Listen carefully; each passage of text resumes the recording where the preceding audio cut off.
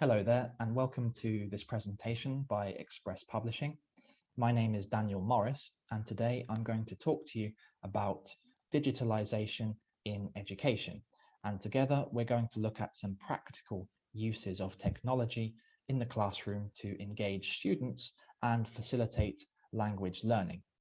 Now, despite the recent shift to online teaching, which has affected many teachers over the last 18 months, I think we can all agree that we already live in a highly digitalized world that is constantly evolving. And this global digitalization affects us in many different ways.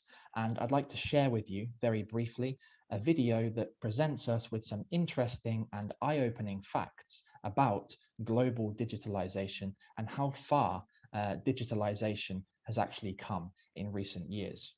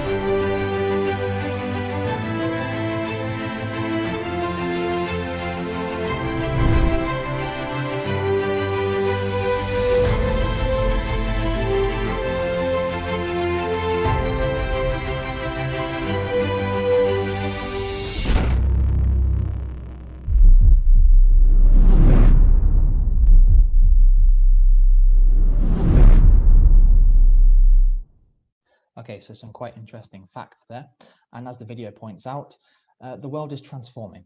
Whether we like it or not, technology is reshaping many different aspects of our lives, all the way up to education.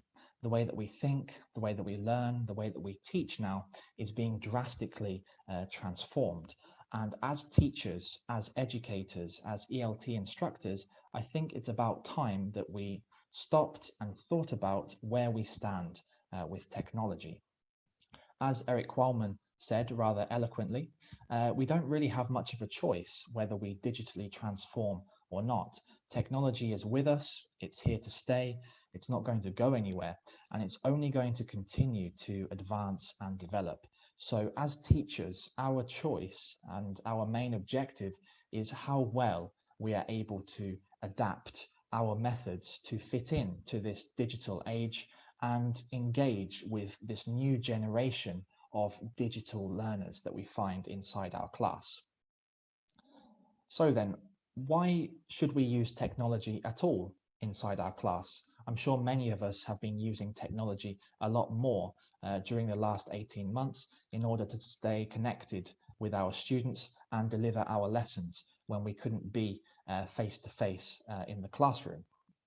So technology can have many benefits for our learners. One of them actually is about engagement and motivation. If we have a look at this study from 2016, we can see that a very large percentage of students actually commented on the use of technology in the classroom, saying it made learning more fun and more interesting for them. And perhaps most importantly, they acknowledged and realized that using technology as part of their English lessons was actually helping them to develop useful skills that they could use for future employment. So something quite interesting there that we should probably take into account. And I think we should also note that today's learners that we find inside our classes are what we call digital natives.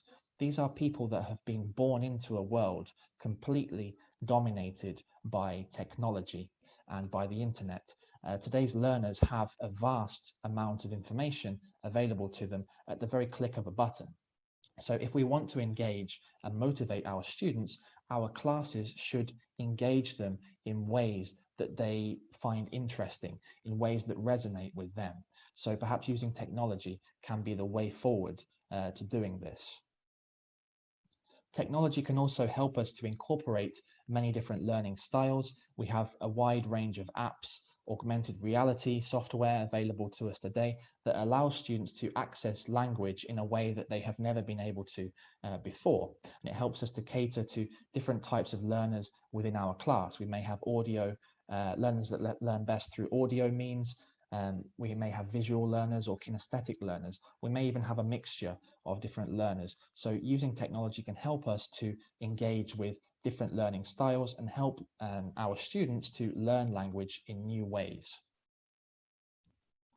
Technology can also help us to prepare our learners for the future by engaging them with 21st century skills, such as communication, collaboration, critical thinking, and creativity.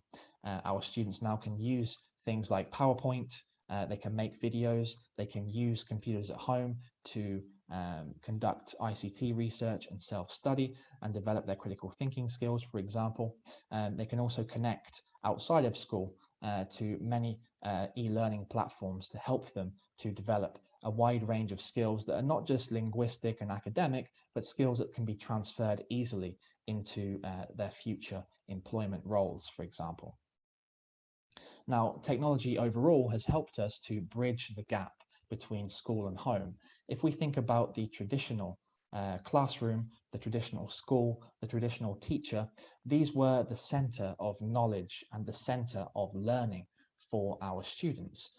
Now our students are able to go home and further develop their skills and further practice using technology, using things such as LMS systems in our classes, using interactive whiteboard software, using messaging services. Our students are able to remain connected to their colleagues, to their teachers through technology and further develop their knowledge and skills. So we've effectively been able to help bridge this gap between learning at school and learning at home to provide a new holistic experience for students. And as teachers, our role has changed in that we are no longer the center of knowledge for our learners. We are able to help our learners to develop these skills in a more active role. So then, if we're thinking about using technology in our classroom and implementing technology into different parts of our lesson, I think we should ask ourselves 3 key questions today. This is what I'd like to address in today's presentation. And these 3 questions are going to help us to move forward and perhaps use technology in new and interesting ways, not only for ourselves, but for our learners as well. So we're going to be looking at what types of learning are occurring in my lessons, which digital resources do I have at my disposal in order to actually engage my learners and facilitate learning, and in what ways can I actually use these resources in my lesson in different ways. So we're going to be looking at these questions and hopefully we can find some answers to them. So when we're looking at different types of learning that are occurring inside my school, there are generally 2 types of learning. One of them is called synchronous learning. This is learning which is taking place inside a group space in real time with a teacher and a class. A synchronous learning environment involves high interaction between the teacher and the class. The teacher is delivering a lesson, they are presenting information. The students are receiving this information. They are perhaps communicating with the teacher, with their colleagues, with their peers, and practicing. And then they are actually giving some form of feedback back to the teacher in the way that they present their answers, for example, or by asking questions. And then the teacher is then providing additional feedback through correcting the students or guiding them through exercises. Synchronous learning can be achieved in a face-to-face classroom, which we know the best. It can also be achieved through online live webinars like Zoom, Skype, or Google Teams, or Microsoft Teams even. It can be achieved through instant messaging and virtual classrooms. The main characteristic of synchronous learning is that it's a collaborative and feedback-friendly environment. As I mentioned, we have this backwards and forwards constantly of information and feedback from the learner to the teacher. So this is one of the learning styles or one of the learning methods that we should be considering when we're talking about implementing digital resources into our classroom. The next one is asynchronous learning. This is learning that is taking place inside an individual space. This is individual learners completing tasks on their own, in their own time, and not necessarily inside the classroom. It can be in any location. They log into their mobile phone, their tablet, their computer, and they are completing exercises. This can be completed through LMS platforms, via email. Students may be watching pre-recorded videos to study before a lesson, or they may be watching recorded lessons that they have been unable to attend to study them afterwards. It can be done through webinars or even through online discussion boards. And what we find with asynchronous learning is that it's a much more learner-centered approach. Our learners are working through the activities in their own time, and they may be using their preferred methods to study content. They may be using extra resources or studying things on their own to help them complete exercises or learn more about different topics that they're studying. So with asynchronous learning, what we get is more targeted feedback. We're getting individual feedback from individual learners on specific tasks outside of the class. So this is what we have essentially inside our schools right now. We have learning taking place inside a group space and inside the individual space. And in order to engage our learners in these two types of learning, we then need to think about what kinds of digital resources we have at our disposal. So this brings us to our second question. What types of digital materials can I use with my students? Now, perhaps you have been using a wide range of materials, especially in the recent months when we couldn't connect physically in the classroom with our students. So here are some of the most common digital resources that we use inside the classroom. This could involve an LMS platform or learning application to present information, or perhaps to submit homework on behalf of the student, or present homework to students from the teacher. This could include interactive whiteboard software to present and deliver your lessons inside the classroom or through sharing your screen on Zoom, for example. Or it could include students using PDF copies of books or IE books, digital books to access content at home. E-meeting platforms like Zoom or Skype, for example, to deliver lessons. Using video or audio material, or even gamification content to engage students in learning that has some kind of incentive for them to complete tasks. So perhaps we've been using one, two, or maybe all of these different resources. And I think these are some of the main resources that are most readily available to us, and resources that we can use effectively to facilitate synchronous and asynchronous learning.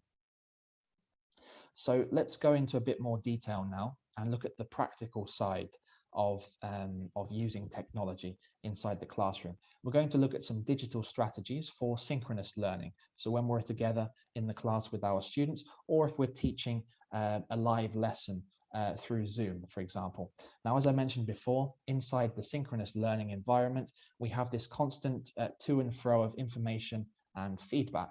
So perhaps we can actually use technology in different parts of our lesson for differentiated instruction. So using audio and visual kinesthetic materials that can help our learners to be presented with and practice different skills, for example.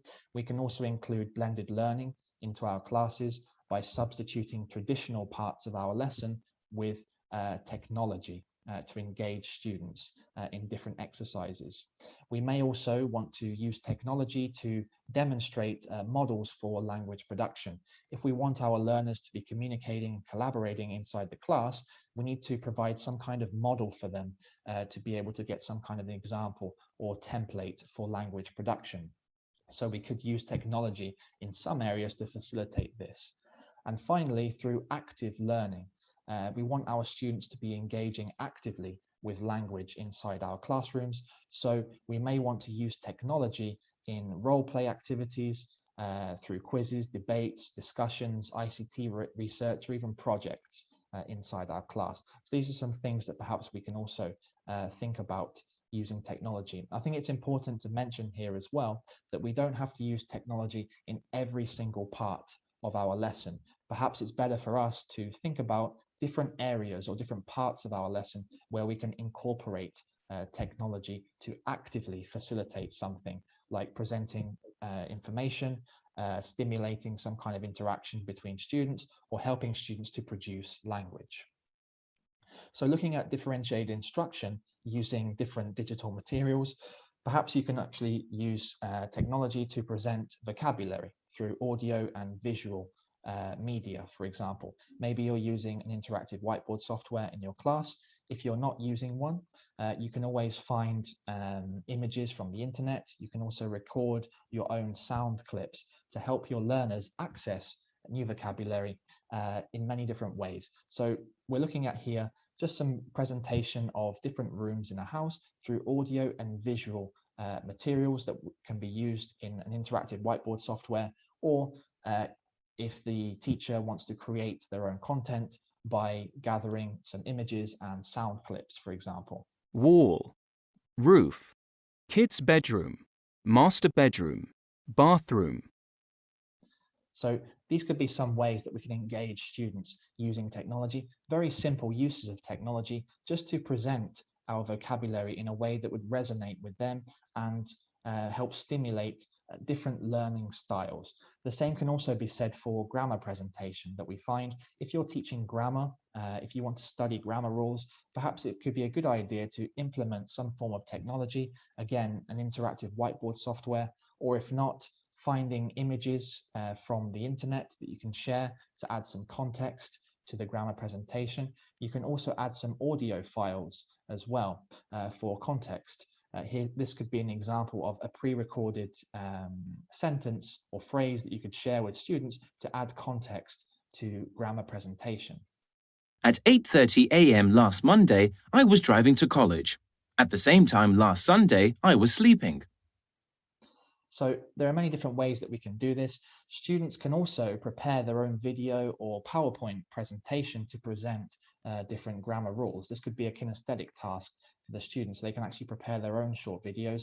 As teachers, we can find videos online. And as I mentioned, we can record audio files to demonstrate different grammar tasks. So it doesn't always have to be us just simply writing things on the board. We can incorporate different media to present information, whether that be vocabulary or grammar rules, for example. So this is something that perhaps we could consider in the ELT classroom through differentiated instruction with very simple technology. Another part of our lesson that perhaps we can look at with technology is this thing of blended learning.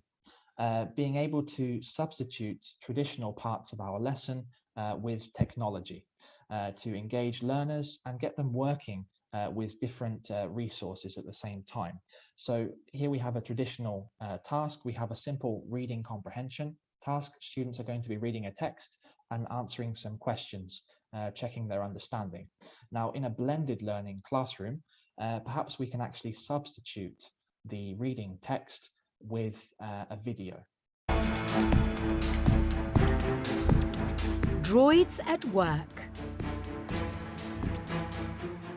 When we think of droids, one film series comes to mind: George Lucas's Star Wars. Let's take a closer look at what these robots can do. C-3PO, or 3PO to his friends, is a protocol droid. So I won't play the whole video, but I think you get the idea. So instead of our students simply reading a text, we can present it to them in a different way using a video, for example. Students then answer the questions, the reading comprehension questions, in a digital format. They can either submit their answers via the chat if they're in a Zoom classroom, or post them on a message board, or use Google Forms to answer the questions. Once we've collected these digital answers from our students, we can present the answers to the class. We can discuss them, and then our students can then perhaps focus on the next activity.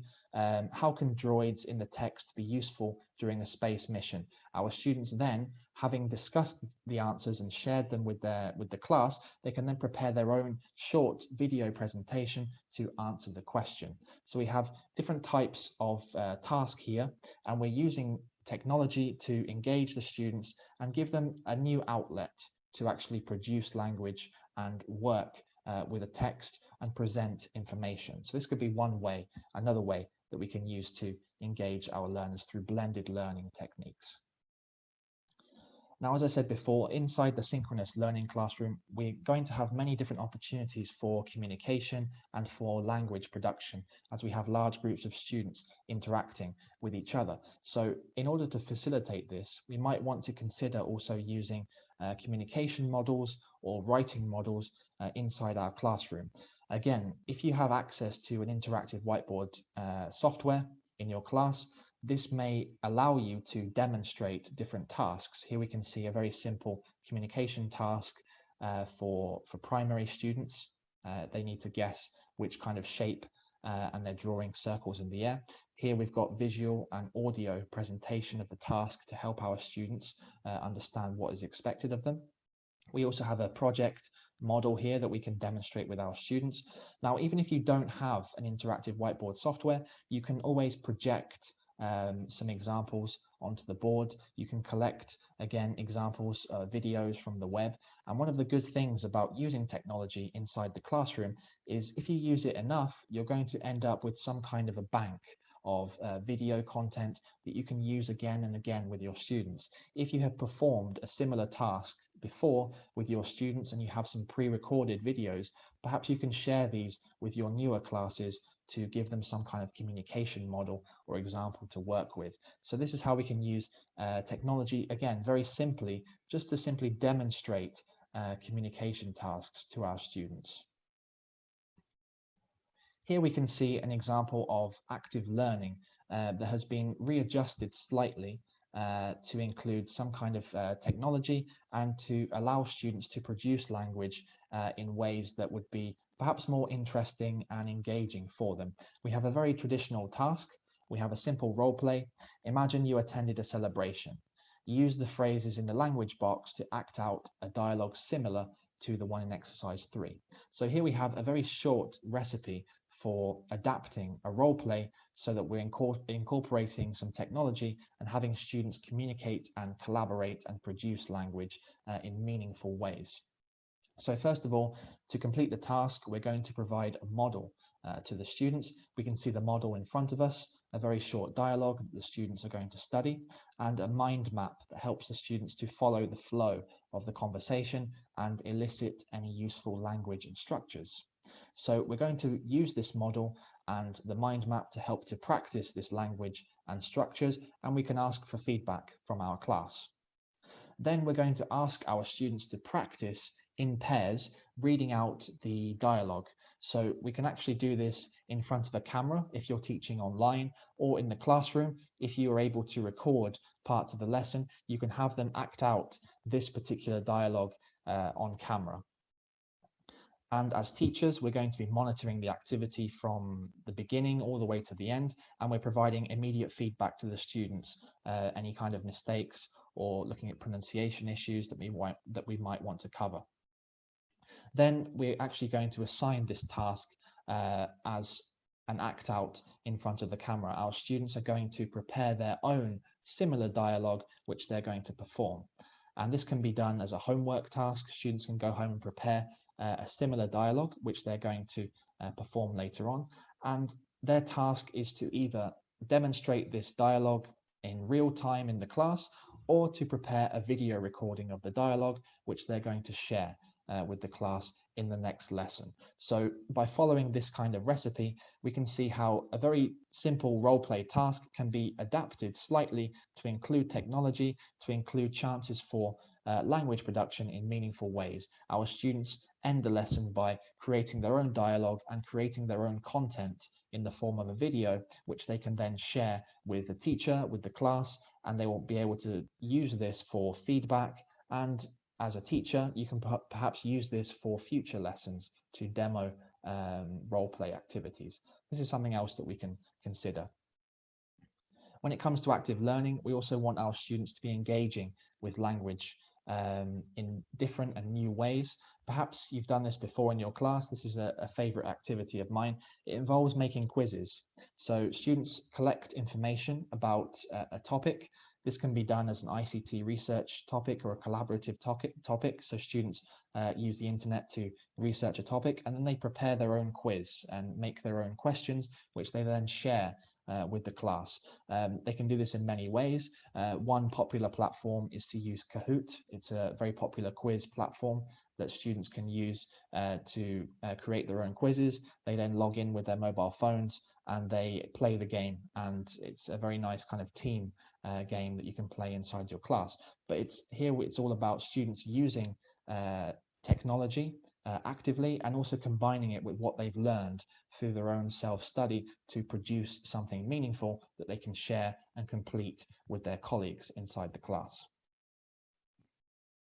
Now, this is one of my favorite activities. This involves, again, some ICT research, but this time it finishes with a vote and a debate. Basically, our students are going to be studying different characters that have been played by different actors in different films. So we're using Batman here as an example, and present them to the class. So our students can do this. They do some independent research at home. If they want to prepare a very short PowerPoint presentation, they can do that, or prepare a very short video and prepare to demonstrate it to the class. The class then votes for who played the character the best. Now, if you're teaching online in a Zoom classroom, we actually have the polls feature that allows you to vote for different things. So if you're doing this in an online Zoom classroom, this could be a good example of how you can use Zoom actively in your class to generate discussions, because from the results of this poll activity, you can actually have a debate. You see who's voted for the character that was played the best, and then you have your students discussing the answers, and this can turn into some kind of a debate as well. This is something else that we can use using technology, incorporating it with a task from our course book. Now that we've looked at digital strategies for the group space, let's have a look at digital strategies for learning in the individual space. So this could include platform-based learning, gamification, and digitalized assessment, for example. When we're looking at platform-based learning, perhaps many of you have been using platforms a lot more due to this shift to online teaching and distance learning. Platform-based learning can give us many different advantages and benefits for us, the teachers, and for our learners. First of all, it can allow us to assign homework very clearly and very easily to our learners. If you've been using things like Moodle or your own LMS system, I think you've probably found this out very quickly, that you can simply click a few buttons and then you've sent your homework back to your students.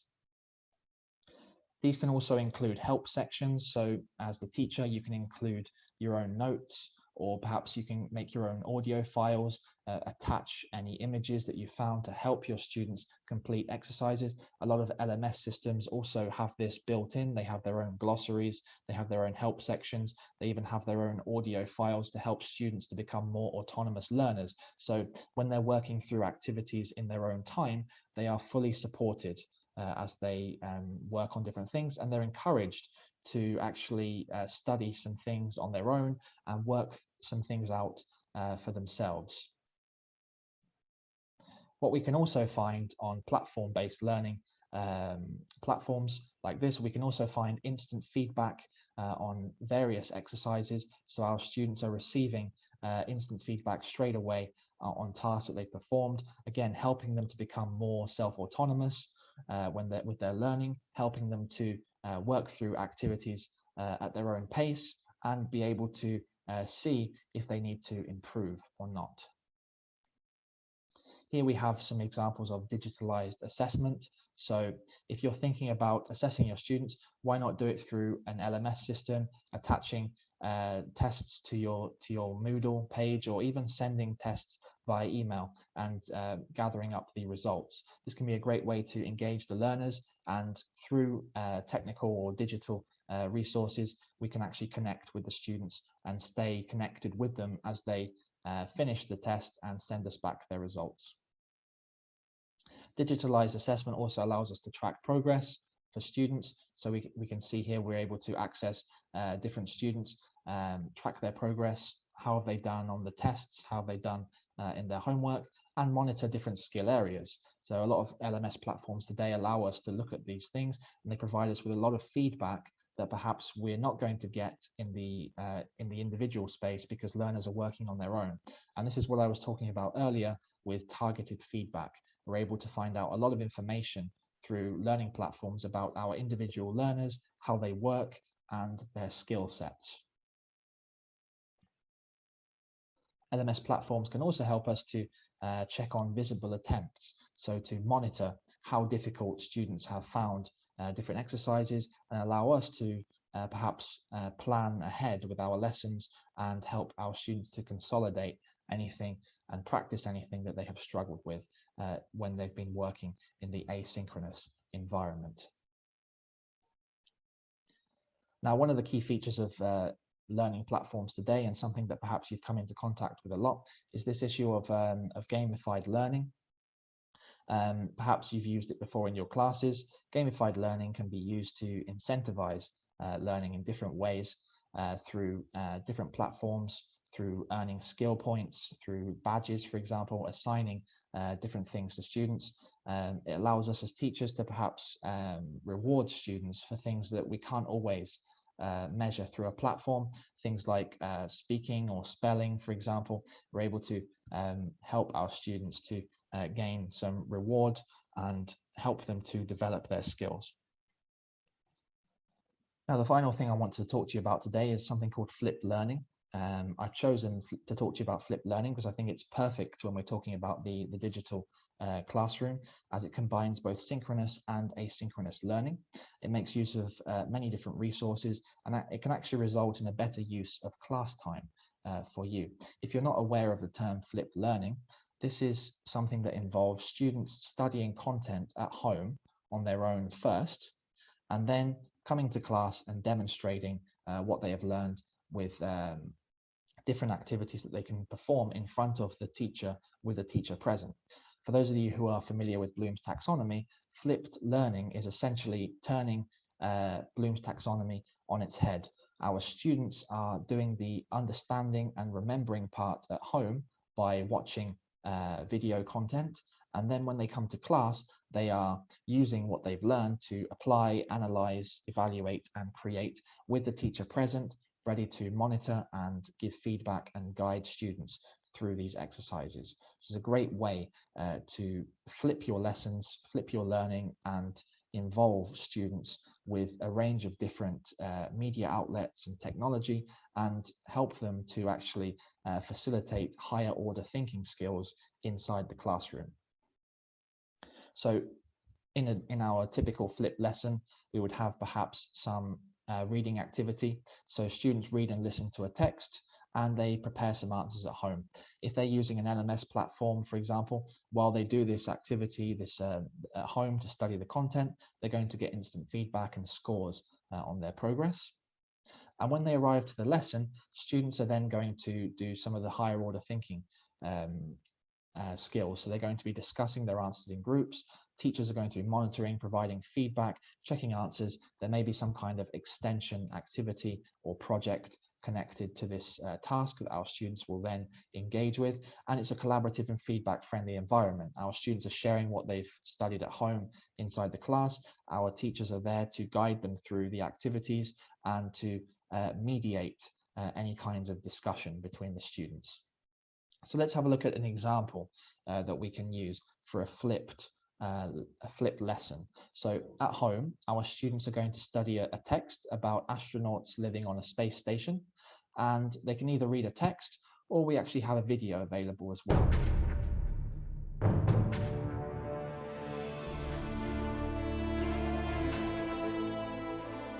The warnings are getting louder and louder. Extreme weather, global warming, pollution and overpopulation. Respected scientists like Stephen Hawking even believed we should start seeking alternative planets for possible habitation. So students can either watch the video or read the text, and then complete some simple exercises to check their understanding of the text and remember some of the facts from the text. And again, if they're using an LMS platform, they can get instant feedback on these exercises. Then, when they arrive to the class, the students are going to discuss their answers and feedback with the teacher. And then the teacher can then introduce some more challenging tasks that the students can engage with inside the class. Just perhaps asking simple questions like, what did you learn from the text? What did you find interesting about the text? And facilitating some kind of communication and interaction between students. And then thinking about, what do you think is the most difficult thing about living on another planet? This could then transform into some kind of a project or presentation, some kind of group work with students working together to present something back to the class, preparing a short video about what they've learned, giving their opinion about what they think would be difficult about moving to another planet or living on a space station, for example. So this is how we can combine both synchronous and asynchronous learning, with students studying content at home and then bringing some knowledge into the class and working through some higher order thinking skills activity inside the classroom. Here's an extension activity that we can also attach to this lesson. So we're thinking about moving to a space station. We're thinking about what it would be like living on a space station. So at home, our students make a list of things that they're going to take with them. They're going to give some reasons. Again, they can prepare a short list. If we have message board, or if we're using Google Forms, for example, we can use that in order to collect this information from the students. The students submit their answers. And then inside the class, our students are going to compare their answers and prepare a video presentation and share their answer with the class. And this could then lead into another class discussion or a vote for which group has prepared the best plan for going to live on a space station. This is how we could use flipped learning methods inside our classrooms to facilitate different areas, even with speaking and writing tasks that we would find in our traditional classroom. We're just incorporating a flipped approach using some technology there to help us along the way, using videos or an LMS platform, and then facilitating some discussion, and students are producing language, again, in meaningful ways. If they're presenting some kind of a presentation or a video, we're having some kind of a class discussion or a vote as well.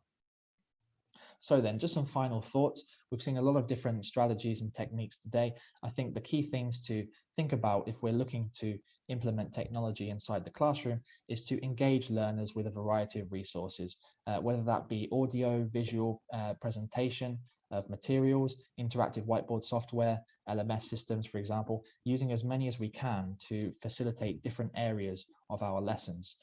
Thinking of the best ways to present new information. As we saw, using an interactive whiteboard software could be key to doing this. Finding your own videos or creating your own content can also be a new and interesting way to motivate and engage with your students. We can also think for ways of students to become more autonomous learners. So using things like LMS systems, flipping your class, combining both synchronous and asynchronous learning can help our students to be more independent learners, research things for themselves, and then when they come to class, also help us, the teachers, to facilitate different kinds of productive tasks inside our class. This is how we can use technology, and I think this is going to benefit us in many different ways if we start small and focus perhaps on different areas of our lessons. So just some final thoughts then. Talking about technology, I think these quotes really kind of sum up what we've been talking about today. He who dares to teach must never cease to learn. I think that really encompasses our role as a teacher right now. We're teaching our learners, but we at the same time, we're having to learn and adapt our own teaching methods constantly in order to engage and motivate our students and deliver our lessons in the best possible way. Technology will not replace great teachers, but technology in the hands of great teachers can be transformational. I think this is a great quote, and it really does highlight that it doesn't really matter what kind of technology we're using, but if we're using it in the right way, we can really connect with our students, and our students are going to be very grateful for that.